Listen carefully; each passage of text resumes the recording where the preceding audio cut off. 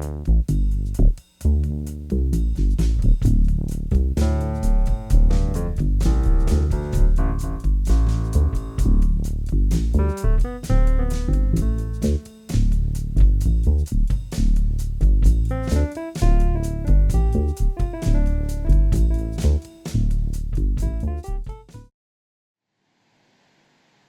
am looking at, not too far from now, the probability that I will not be doing things very much online. So when we meet, if it sounds like I'm kind of, losing my mind, never mind. That's been going on for years. No, I mean, I don't have memory anymore. I mean, like, seriously. And so I may have to, like, just give the assignment of running this to someone else and then have them call me and say, hey, are you coming or not? That kind of thing. But I better let you guys know that. There might be some changes in the way we do it. Because I've been doing this, started with Creation Story Verbatim when we first got Zoom. And so I think that's 10 or 15 years ago. Some absurd number of years. And I'm not planning to give it up, but it may turn out to be that's the best for all of us. So I'm just letting us all know that. So are we kind of in limbo there, Patricia? You betcha. Okay. And tell me how we aren't ever always in limbo. And Sandy's got your back. Of course, Sandy has my back. We all do. We all do. Yes. I don't feel like we have concerns. I just want to be communicating what's going on with me. So, part of it is me and part of it is, the situation that I have here. So we'll just work on it as it comes up, but there's a heads up. So now, what patch are we starting on? I think we're starting on page, I'm thinking 42. Does that make sense? Or are you thinking we should start 40. It was 40. the bottom. Okay. So paragraph 3? Yes. Right. Okay. Would that be the absolute can experience the entire range of? I love that. Isn't that amazing? Yeah. So I can actually write that. I love that. Yes, Hans, will you lead us off, please? Okay. The absolute can experience the entire range of creation as if it were a creature within the creation, but it cannot invoke itself into itself because the creation exists forever in a single eternal moment. Objective time cannot really be measured by events, which is the measure of subjective time. Objective time can only be measured by the passage of the being through the creation, which is to say, time experienced as a being, passing through, but independent of the creation.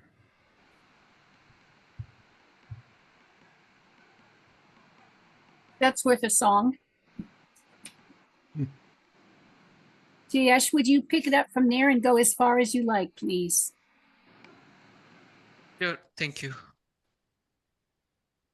We cannot expect something to happen. No, you skipped a paragraph. Yeah, that's what I was afraid of. Well, Going don't that worry. far. No worries. The illusion of time is produced by the being's passage through these frozen tableaus, which are connected only by association. But to the absolute, events are frozen forever in still and silent tableaus. We cannot expect something to happen in the future in the sense of events, because there is no future. All events exist in the eternal moment. There is a future an objective future which really does carry the possibility of change, but it has no relation to events within the creation. The objective future can be seen in the passages of the Absolute through the creation, which is to say, through itself, in a manner of speaking. Although the Absolute cannot directly alter the creation, it can, over a very long period of objective time, using these repeated passages through parts of the creation, produce change through the power of influence, in much the same way that a diamond cutter polishes a diamond by a slow grinding process interspersed with periodic critical examination of the stone. And I pass. Thank you. And I'm just, Nishant, getting you caught up. We were just starting on the bottom of page 40, and we're now on page 41. But I'm going to read that bottom paragraph again, because it is the one I always lose my attention on, or however you say it. We cannot expect something to happen in the future, in the sense of events, because there is no future. All events exist in the eternal moment. There is a future, an objective future, which really does carry the possibility of change, but it has no relation to events within the creation. The objective future can be seen in the passages of the Absolute through the creation, which is to say, through itself in a manner of speaking. So what I get from this is that there is the possibility of change, but not within creation, outside of creation. Does that make sense? It's not related to events in creation. It's outside. It's just so bizarre to me. My brain just can't handle that.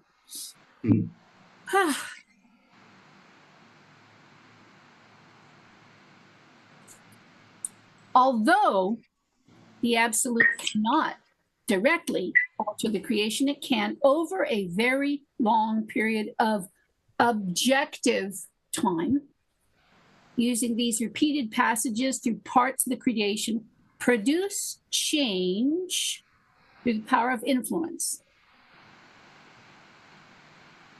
In much the same way that a diamond cutter polishes a diamond by a slow grinding process interspersed with periodic critical examination of the stone. And if you've been going to EJ's workshops in the morning, you know, he's been on that cycle about the stones and the jewelry and the coins. And yes, okay, I'm wandering, sorry.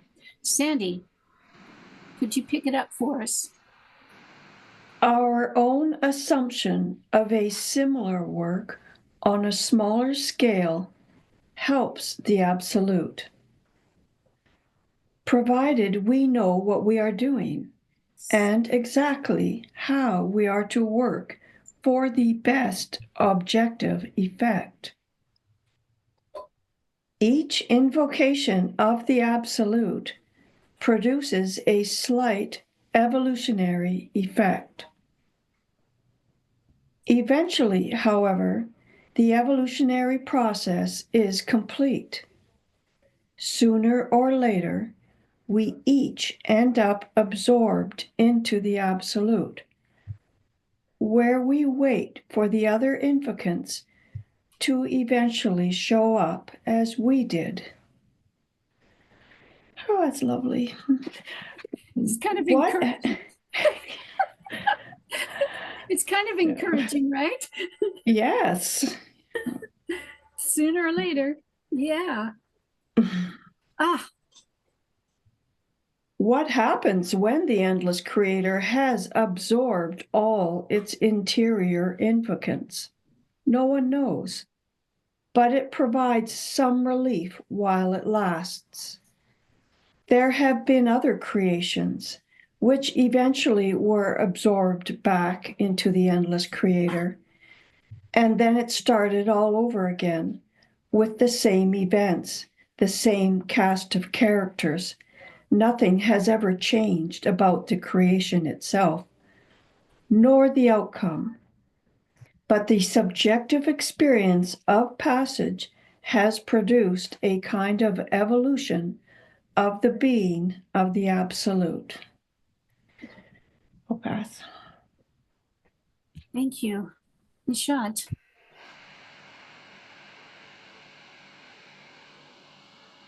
We may think of the Creator as some exalted being who sits around and plans the creation. How jolly it is all going to be. But it is not at all like that. A child, in the sense that the Absolute has never grown to adulthood and is now essentially the same as it will always be, except for the possible change which might be brought about by the work.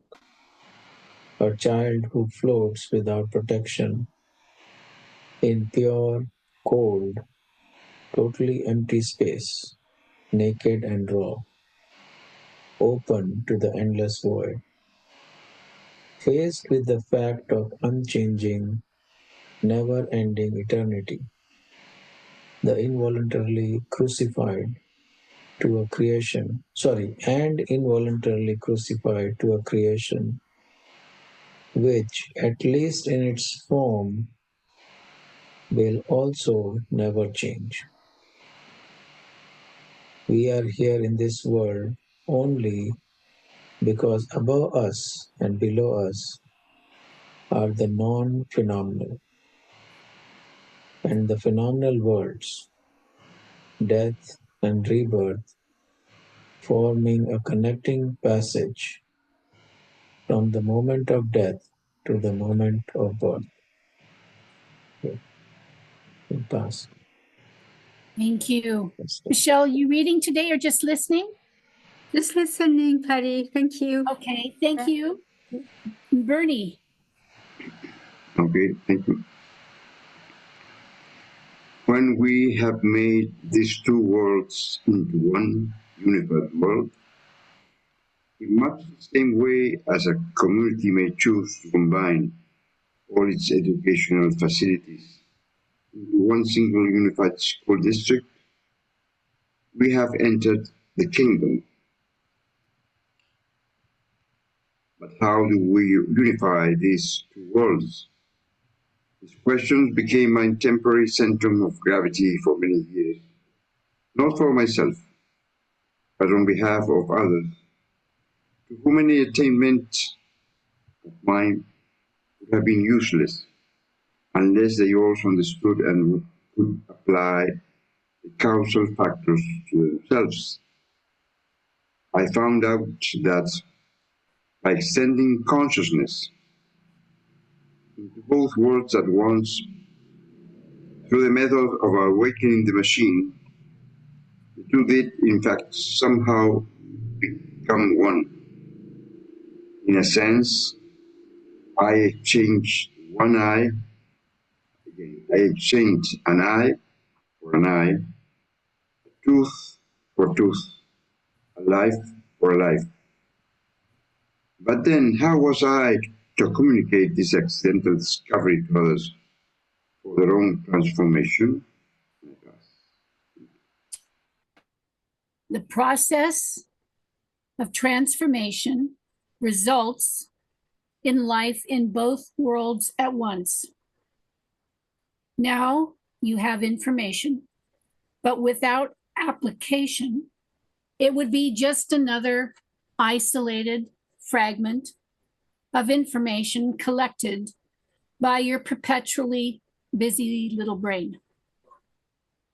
Our goal could be said to be the awakening of the machine for the purpose of the transformation of the being by the machine, the result of which is life in both worlds at once, which is the price we pay to be able to return the hospitality of the Absolute.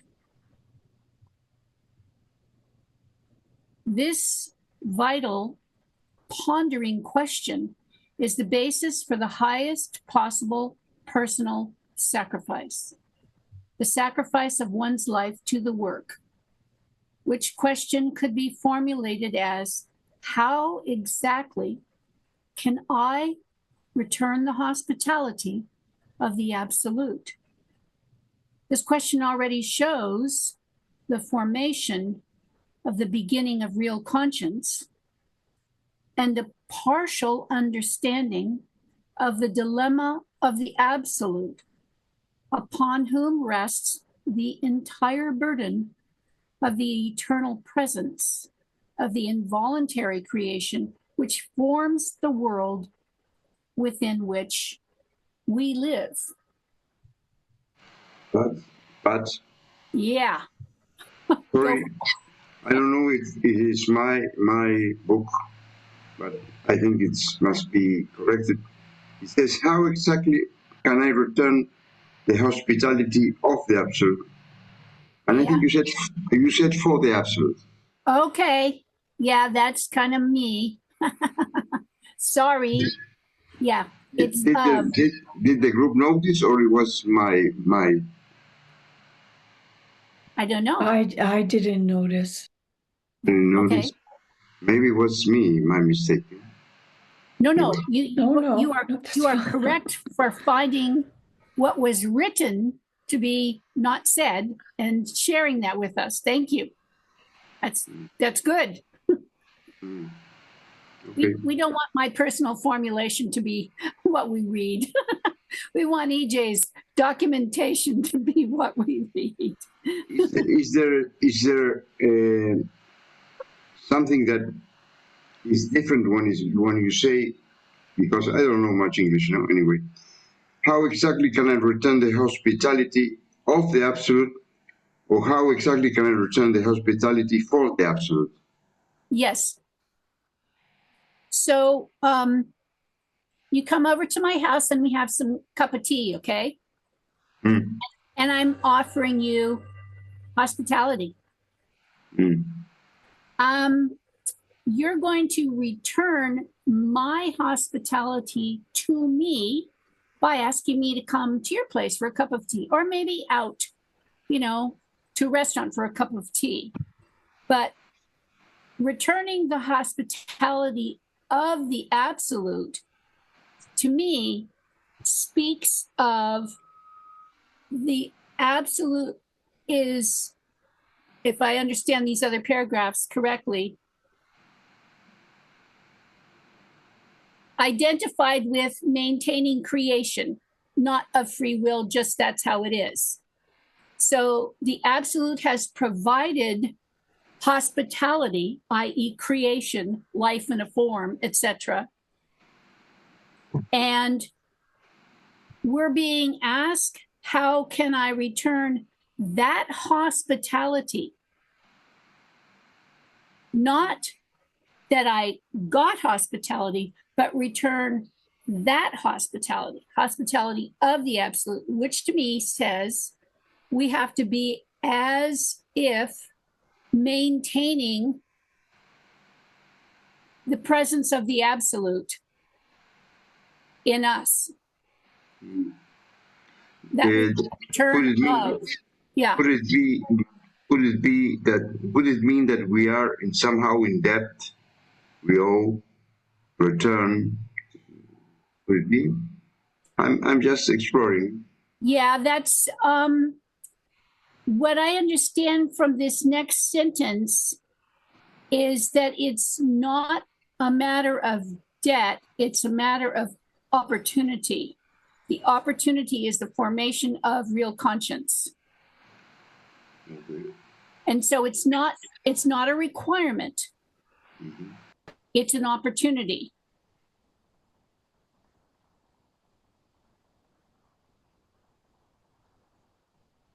And it is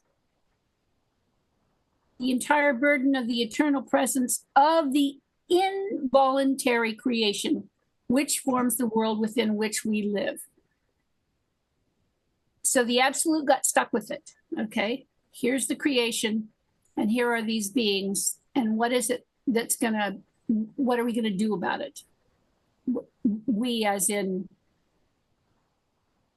conscious participating beings. Does that make any sense? Yes, thank you.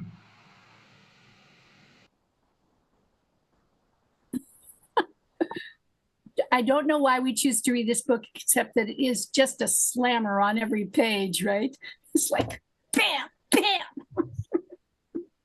wake up. Bartleman, read. The Son of Man is the non-manifested presence of the soul, just as the absolute absolute is the non-manifested presence of the megalocosmos.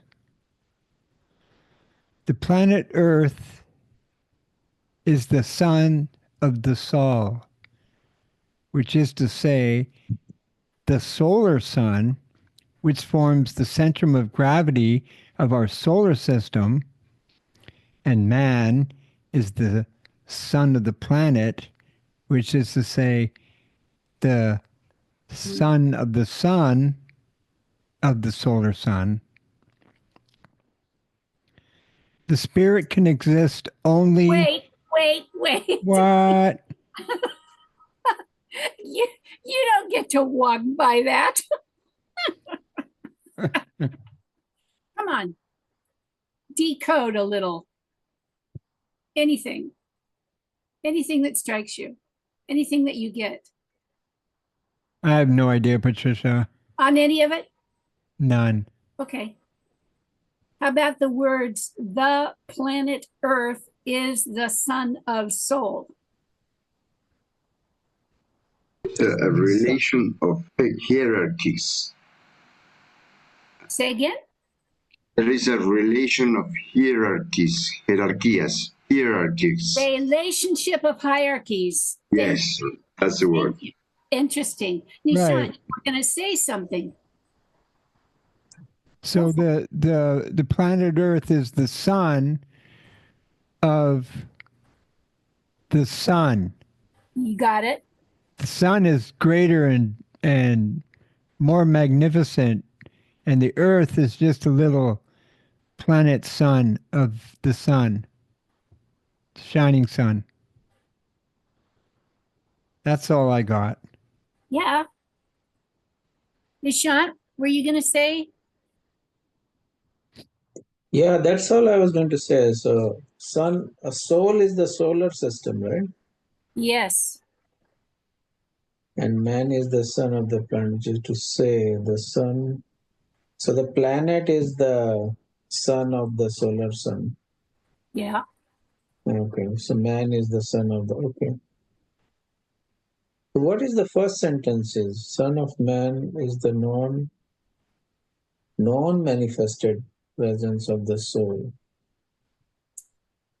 All right. My take is Christian, went to Methodist, Presbyterian, Baptist churches, all that stuff. Son of man is, in my reference, Jesus.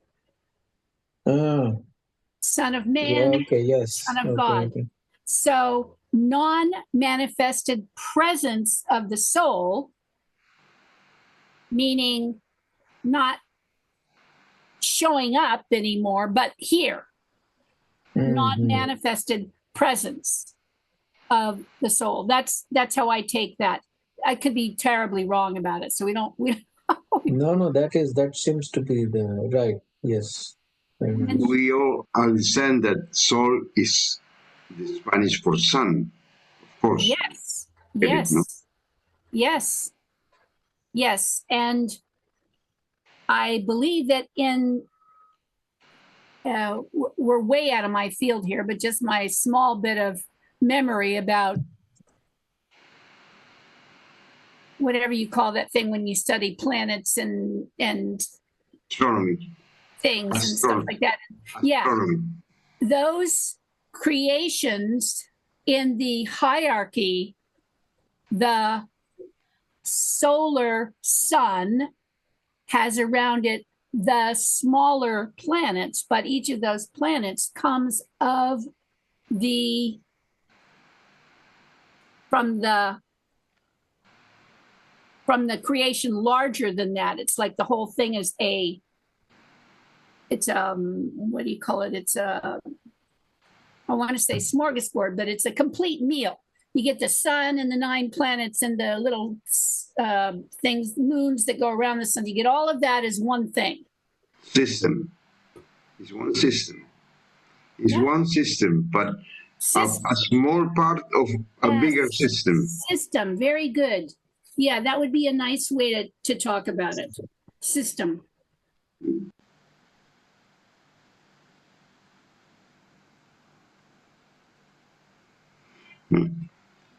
Well, we can leave this for now and go to the next sentence and see what we think. Would that be the spirit can exist only? That would be the spirit can exist only. Okay.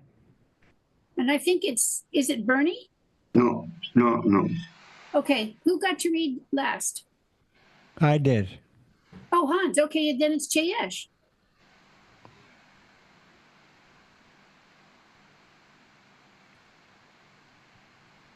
Thank you.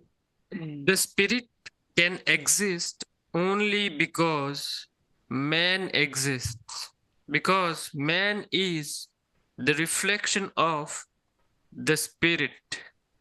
This might be confusing because in ordinary life we use the terms spirit and soul more or less interchangeably.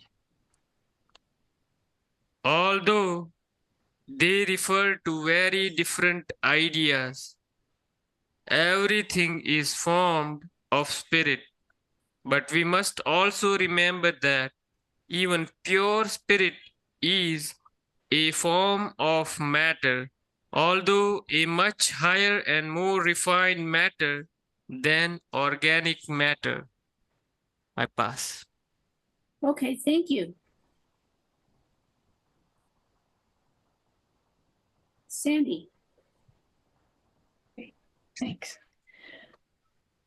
But while everything is formed of spirit, not everything has a soul. Because a soul is formed only within a machine which is awake, and not only awake, but also engaged consciously in the transformational process. Organic man does not have a soul, because organic man does not have the necessary will to awaken his machine, nor would he wish to if he could. A soul can only be produced from the transformation of spirit under the laws of the work, which are compassion, duty, and voluntary crucifixion, for the sake of the Absolute, for whom these 3 nails by which we assume the cross are meaningless. Okay, I think I better start over, okay? Yeah, go ahead. A soul can only be produced from the transformation of spirit under the laws of the work, which are compassion, duty, and voluntary crucifixion, for the sake of the Absolute, for whom these 3 nails by which we assume the cross are meaningless. They're meaningless to the Absolute, especially voluntary crucifixion, since the crucifixion of the Absolute is completely involuntary. because the creation which forms the cross for the absolute is completely involuntary. Okay, is your head twisted around enough? Mm-hmm. Okay, try this. Everybody close their eyes. Just listen. Involuntary completely is absolute. The cross forms the creation because complete involuntary crucifixion of the absolute, especially voluntary crucifixion, is meaningless. The three nails of voluntary crucifixion, duty, and compassion are the transformation for the soul to be produced, transformed under the laws of work. If you read it backwards, sometimes it goes better. I didn't get what you were reading, but now I understand. I skipped a little bit, and I reformed a few things to make it not be nonsense. But and this comes from ages ago. There was a time of reading of the American Book of the Dead when EJ was first writing it at Red House in Crestline. And Ivan and I were proofreaders. And one of the things that was said is, make sure you practice reading the sentences backwards to make sure that something isn't accidentally put in or left out. And that whenever I get stuck on God, my brain just can't make these words work, I do that because your mind, if it's pushed to do something that just doesn't make any sense, read it backwards, it will open up a little bit and let you see things, you know. Good point. Okay.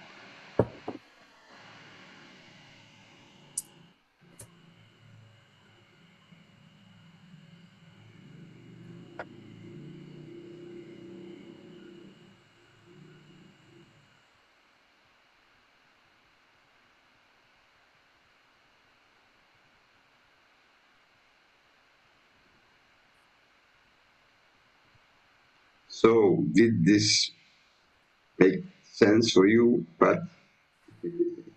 What? So, this trick you told us to read backwards, did it make sense to this paragraph? A little bit. Makes a little bit. I understand that there's it's one paragraph and it's one sentence. Oh my gosh. And there's like 7 different concepts in the one sentence. Okay. Don't get hung up too much. But okay, the biggest thing that I saw there was that there is this complete definition of voluntary crucifixion and the contradiction of that, because there isn't voluntary crucifixion. And it's saying that the laws of work are compassion, duty, and voluntary crucifixion. And then I go, uh-oh, now how do you do the laws of work? How can you be transformed if one of those things is a contradiction? And so what I saw was, if you put the first part is a soul can only be produced, and the bottom part is the absolute is completely involuntary, because creation, which forms the cross for the absolute, is completely involuntary. And my brain was equating the sentence as applying to both the soul and the absolute. And I don't think that's correct. And I think possibly there'll be further answers in further sentences, but that's where I went from reading it backwards, is I saw there's a distinction between those two nouns, if you want, you know, soul and absolute. Oh, boy.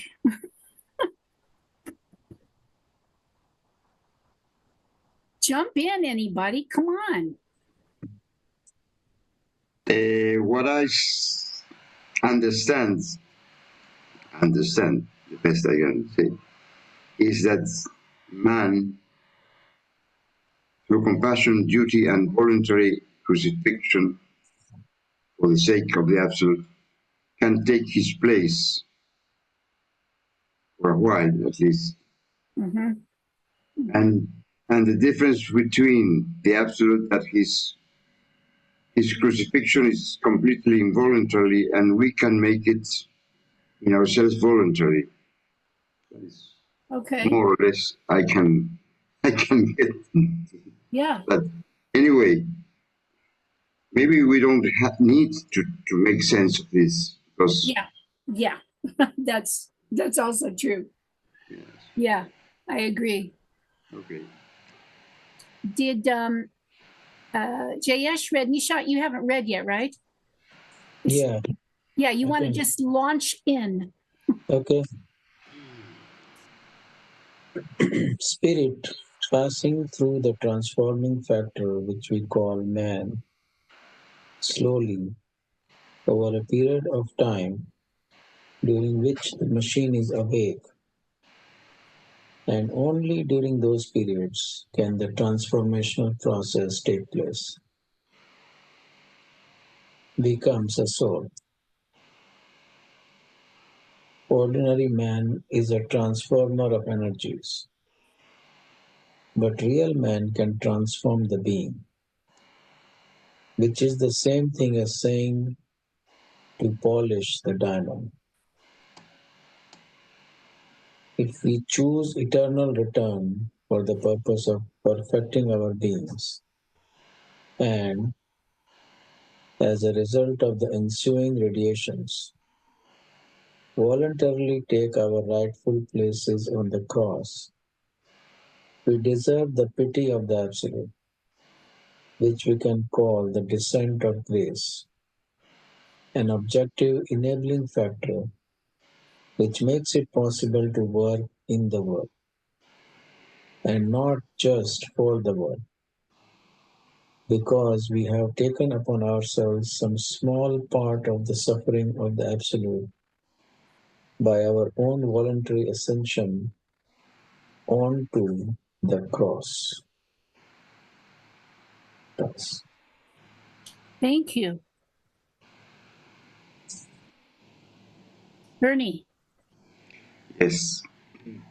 Suffering absolute is not pain. This idea, if taken as centrum of deep contemplation, not just for an hour or two, but for several months, while at the same time trying to penetrate the sensations, higher emotions, and perceptions of the man on the cross, of course, only during serious vigil before an image of the man on the cross, for the purpose of concentrating our fullest possible attention, can lead to a complete understanding of what it means to be really alone, all one. I pass. Man suffers mechanically from something that happened or did not happen. The Absolute suffers just because, in a moment of panic, which, according to His Majesty, is a higher emotion of the most exalted kind, the creation sprang from nothingness, and now He is helplessly crucified upon it, nailed down solid, as it were. Bartleman. The Absolute is all one, eternally sensing the agony of eternity. And there is no one else out there. Outside help will never come. If he is to help himself, he must find the means within himself. At the same time, he knows that this world is not real, just clouds floating in the empty sanctuary. pass. Sandy? The endless absolute produces the sense of sensation in order to make the creation sufficiently real to be able to descend from the cross in order to ask man for help. Sensation in this sense is the father of subjective reality.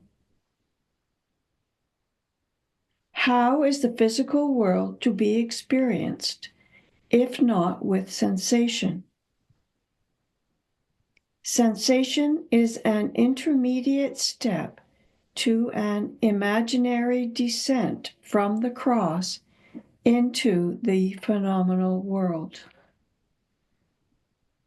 At the point of entry into the creation, the Absolute cannot determine objectively exactly when and how the subjective impression of creation will end.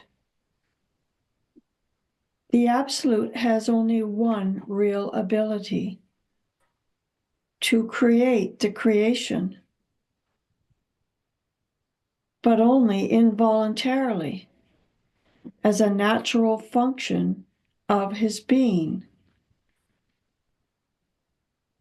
If at any time he takes direct action, by which I mean some real change in the course of events, a new creation, exactly the same as the previous creation, with the same cast of characters, and the same events and imaginary history and future history, takes the place of the previous creation.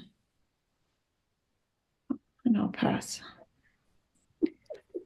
I will say that reading this over and over like this, it's like in my consciousness more often. Like I think about what we've read or some of the phrases. It's hard to articulate, but like when I'm walking, I do get some powerful moments of feeling that I'm like experiencing,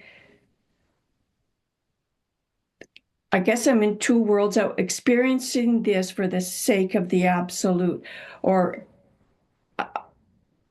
that's what I'm seeing it for him. I think it's been kind of articulated, something like that in here. And so and I kind of had a feeling that for the first time that I maybe had a tinge of understanding of that phrase, out of myself.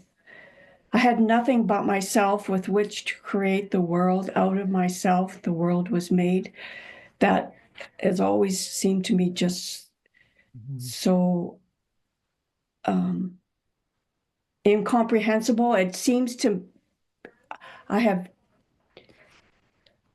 can sometimes feel like I understand what it means. Like right now I can't, but at other times I can. Yeah. No, I got a wisp. I got a strong wisp of that, Sandy.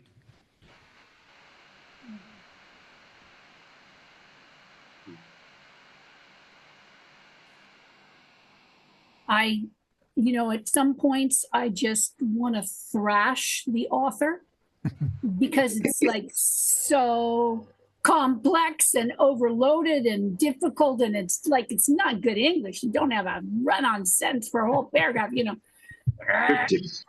My bookkeeper mind gets in there and wants to make straight lines and, get the sums and the totals correct. But at other points, it's like, especially listening to other people read it, not my brain reading it. I hear, which I usually don't when I'm reading. I usually talk to myself when I'm reading. But sometimes now I can hear the words instead of saying the words. I would like to be poetic. Whispers from above. Yes, whispers. Yes. That's lovely, Bernie. Yeah.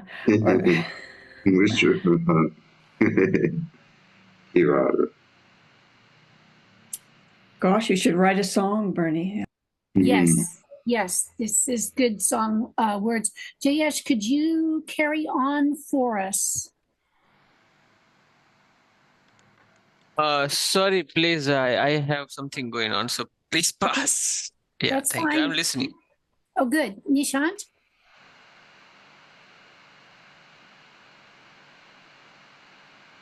We are here, right? In the beginning, is that the way? In other words.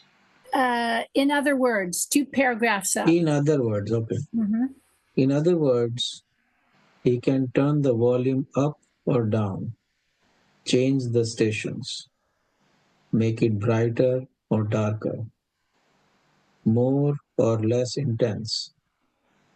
But he can never, ever turn it off permanently. Because even when it is turned off, it snaps back on again in the blink of an eye. If we were the absolute, and for one reason or another, wish to return to the phenomenal world, we could ask ourselves, how can I ascend the cross? To reverse this, we could use the urge to descend from the cross. In the beginning, when monasteries were first founded in this world, several centuries before the time of the Egyptian Empire, this 3-centrum contemplation on the cross through the keeping of the vigil was introduced.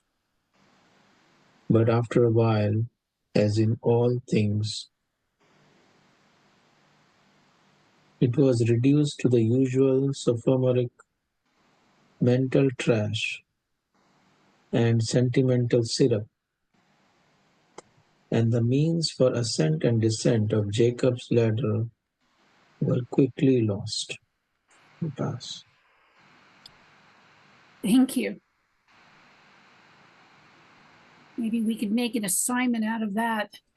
What do you think the 3 methods are for what this is talking about, the 3-centum contemplation of the cross through the keeping of the vigil? That would be curious, huh? Bernie? Yeah, go ahead. Yeah, Bardaman? Yeah. Wasn't that compassion, duty, and voluntary crucifixion?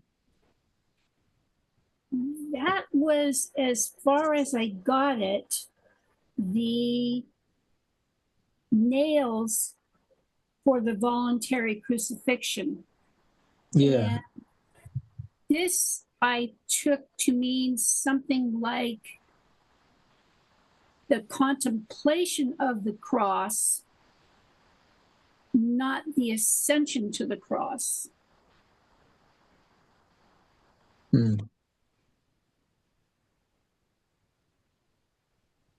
the before paragraph, if we were the absolute, but for one reason or another wish to return to the phenomenal world, we could ask ourselves, how can I ascend the cross? And that is very contradictory to, I would like to ask the group, don't you see some kind of contradiction there? Because if we were the absolute, and we wish to return to the phenomenal world, how can I descend the cross?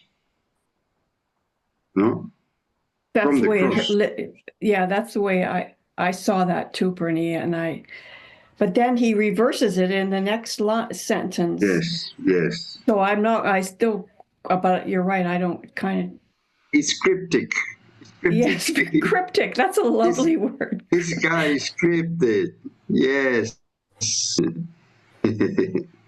My God.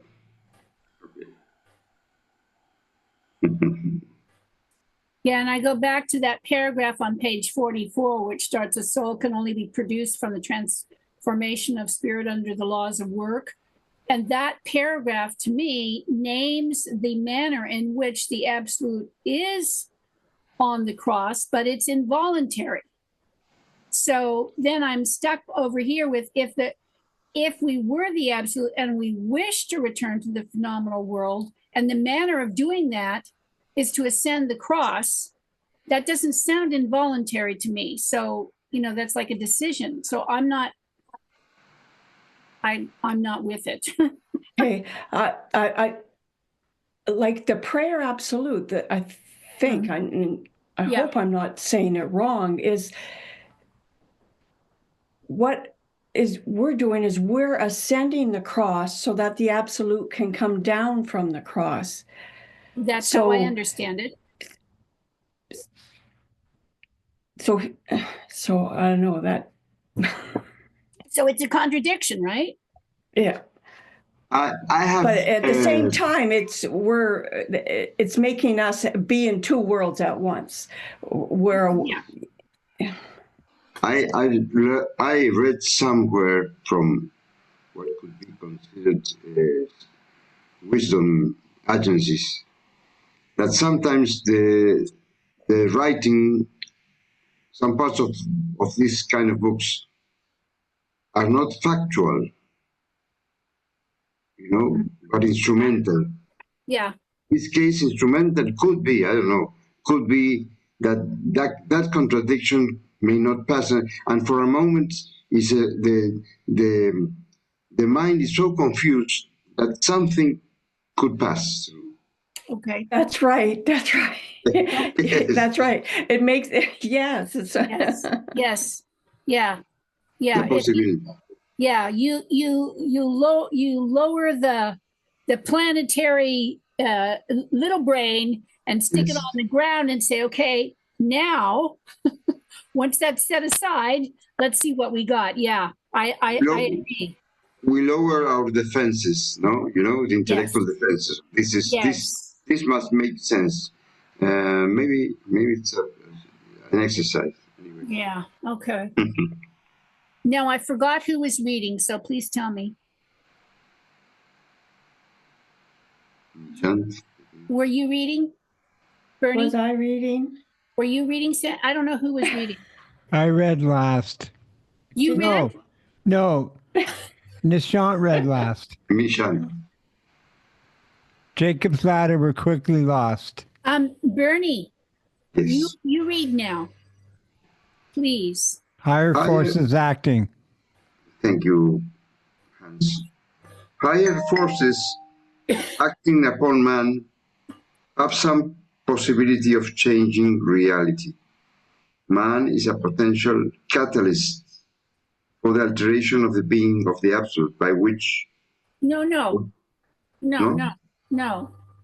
What about, did we do in the beginning? In the beginning when monasteries? Oh, yeah. Yeah, Jess. Okay. Sorry, Nishant read that. Okay, yeah. Thank you. Excuse me. Keep going, Bernie.